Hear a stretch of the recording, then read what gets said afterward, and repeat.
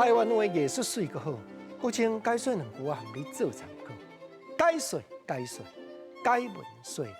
好本来今日过来研究道具，古称啊，你要研究俗语，还是要研究小八卦？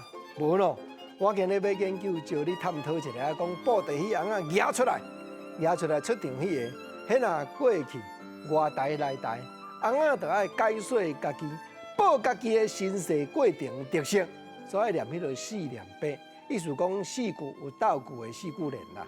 亲像有迄个通用的听我叫拢会当讲的，讲白纸白泡泡，写字乱珠高，读册嫌艰苦，做官好佚佗。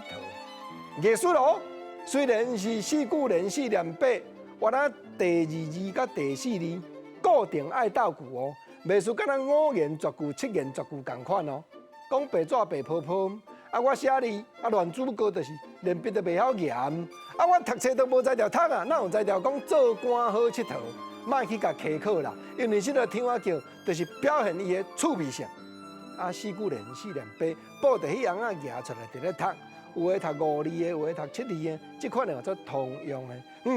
有通用的，敢嘛哪有专用的？有咯，你斟酌甲听完你就知影讲，倒前翁啊，倒一个角色，才有才调用这首四念八。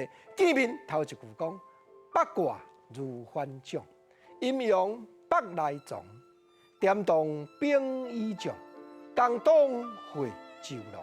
哦，国情啊，你刚才读的口气都无共，对，听我叫，就安尼摇摇摆摆。啊，若即个正经的呢，讲话啊会亏钱的呢，倒一仙翁啊讲话咧会亏钱，听嘛知。八卦如翻掌，敢若手棍安尼变来变去，来袂来去袂去，伊算会出来。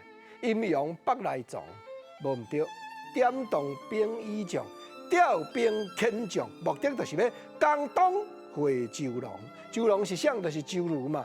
安尼，即个周瑜的客星无毋对，周瑜讲己生如虎，何生良？诸葛亮专门这些翁仔举出来，才会当读这首四念八。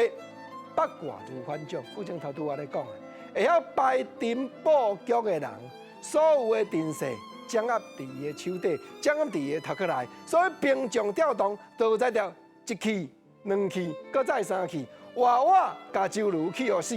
所以这些翁仔若出场。